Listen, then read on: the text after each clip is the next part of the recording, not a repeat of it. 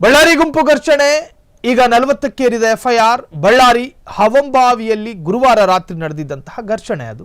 ಭರತ್ ರೆಡ್ಡಿ ಸೇರಿ 40ಕ್ಕೂ ಹೆಚ್ಚು ಜನರ ವಿರುದ್ಧ ಎಫ್ಐಆರ್ ದಾಖಲಾಗಿದೆ. ಗಂಗಾವತಿ ಶಾಸಕ ಜನಾರ್ದನ ರೆಡ್ಡಿ ಮತ್ತು ಅವರ ಸಹಚರ ಅಥವಾ ಅವರ ಫಾಲೋವರ್ಸ್ ನೀಡಿದ ದೂರಿನ ಅನ್ವಯ ಎಫ್ಐಆರ್ ದಾಖಲಾಗಿದೆ. ತಕ್ಷಣ ಬಂಧನ ಮಾಡುವಂತೆ ಹೆಚ್ಚಿದ ಒತ್ತಡ. ಬ್ರೂಸ್ಪೇಟೆ ಠಾಣೆಯಲ್ಲಿ ಕೇಸ್ ದಾಖಲು. ಕಾಂಗ್ರೆಸ್ಸಿಗರು ರೌಡಿಗಳಂತೆ ವರ್ತಿಸುತ್ತಿದ್ದಾರೆ, ಅವರನ್ನ ಬಂಧನ ಮಾಡಿ ಎಂದು ಹೆಚ್ಚಿದ ಒತ್ತಡ. ಎರಡು ನಾಯಕರುಗಳನ್ನೊಳಗೊಂಡ ಘರ್ಷಣೆ, ಪೊಲಿಟಿಕಲ್ ತಿರುವನ್ನು ಪಡೆದುಕೊಂಡ ಗಲಾಟೆ.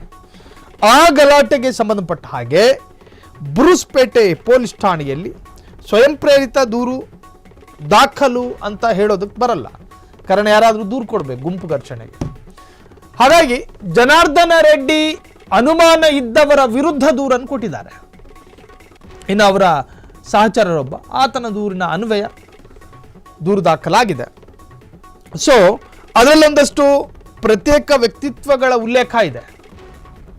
ಏನಂತ, ಇವರಿಂದಲೇ ನೇರವಾದ ಘರ್ಷಣೆಗೆ ಕಾರಣ, ಇವರು ಈ ಪ್ರವೋಕ್ ಮಾಡದೇ ಇದ್ದರೆ ಘರ್ಷಣೆ ನಡೆಯುವುದಕ್ಕೆ ಸಾಧ್ಯ ಇರ್ತಿರಲಿಲ್ಲ, ಇವರು ನನ್ನ ಮನೆಯ ಮುಂದೆ ಅನಧಿಕೃತವಾಗಿ ಬಂದು ನಿಂತರು. ಒಂದು ಜನಪ್ರತಿನಿಧಿಯ ಮನೆಯ ಮುಂದೆ ಅನುಮಾನಾಸ್ಪದವಾಗಿ ಬಂದು ನಿಲ್ಲೋದು ಕೂಡ ಅಪರಾಧ. ಸಾಮಾನ್ಯನ ಮನೆ ಬಿಡಿ, ಸಾಮಾನ್ಯನ ಮನೆ ಮುಂದೆಯೂ ಕೂಡ ಅನುಮಾನಾಸ್ಪದವಾಗಿ ಯಾರು ಹೋಗಬಾರದು. ಒಬ್ಬ ಜನಪ್ರತಿನಿಧಿ, ವಿಧಾನಸಭೆಯನ್ನು ಪ್ರತಿನಿಧಿಸುವ ವಿಧಾನಸಭಾ ಕ್ಷೇತ್ರದ ಸದಸ್ಯ, ಆತನ ಮನೆಯ ಮುಂದೆ ಅನುಮಾನಾಸ್ಪದವಾಗಿ ಗುಂಪು ಬಂದು ನಿಲ್ಲುತ್ತೆ, ಅದರಲ್ಲೂ ಆ ಮನೆಯವರನ್ನು ಭಯಪಡಿಸುವ ರೀತಿಯಲ್ಲಿ ನಿಲ್ಲುತ್ತೆ ಅನ್ನುವುದಾದರೆ ಅದಕ್ಕೊಂದು ಸೆಕ್ಷನ್ ಇದೆ, ಕಾನೂನು ಬಾಹಿರ, ಅದು ಇಲ್ಲೀಗಲ್. ಅಲ್ಲಿ ನಾಗರಿಕರಿಗೆ ಭಯ ಉಟ್ಕೋಬಹುದು, ಸಮಾಜದಲ್ಲಿ ಶಾಂತಿ ಕದಡೋ ಪ್ರಯತ್ನ, ಏನು ಬೇಕಾದರೂ ಸೆಕ್ಷನ್ ಅಡಿಯಲ್ಲಿ ಬರ್ತವೆ.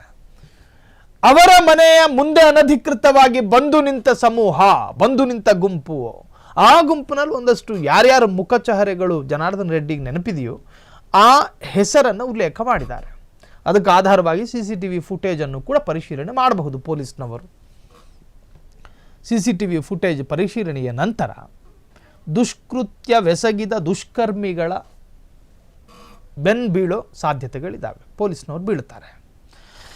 ಇನ್ನು ಆ ಗುಂಪು ಘರ್ಷಣೆಯಲ್ಲಿ ಆಕ್ಟಿವ್ ಆಗಿದ್ದ ಒಂದಷ್ಟು ಜನ ಎಪ್ಸ್ಕೊಂಡು ಆಗಿದ್ದಾರೆ ಅನ್ನೋ ಮಾಹಿತಿ, ತಲೆಮರೆಸ್ಕೊಂಡಿದ್ದಾರೆ.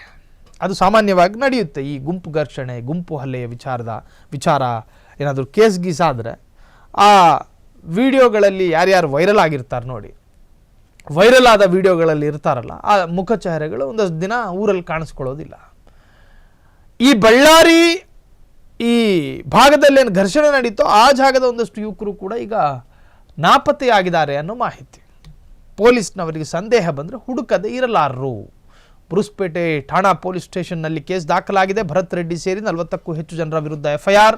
ಗಂಗಾವತಿ ಶಾಸಕ ಜನಾರ್ದನ ರೆಡ್ಡಿ ನೀಡಿದ ದೂರಿನ ಅನ್ವಯ ಎಫ್ಐಆರ್ ಆಗಿದೆ. ತಕ್ಷಣ ಬಂಧನ ಮಾಡುವಂತೆ ಹೆಚ್ಚಿದ ಒತ್ತಡ. ಬ್ರೂಸ್ಪೇಟೆ ಠಾಣೆಯಲ್ಲಿ ಕೇಸ್ ದಾಖಲು. ಕಾಂಗ್ರೆಸ್ಸಿಗರು ರೌಡಿಗಳಂತೆ ವರ್ತಿಸುತ್ತಿದ್ದಾರೆ, ಅವರನ್ನು ಬಂಧನ ಮಾಡಿ ಎಂದು ಹೆಚ್ಚಿದ ಒತ್ತಡ. ಒಟ್ಟಾರೆ ಬಳ್ಳಾರಿ ಬ್ಯಾನರ್ ಗಲಾಟೆ ಈಗ ತಾರಕಕ್ಕೇರಿದೆ. ಕ್ಷಣ ಕ್ಷಣದ ಸುದ್ದಿಗಳಿಗಾಗಿ ಫ್ರೀಡಂ ಟಿವಿ ಸಬ್ಸ್ಕ್ರೈಬ್ ಮಾಡಿ, ಲೈಕ್ ಮಾಡಿ ಹಾಗೂ ಫಾಲೋ ಮಾಡಿ.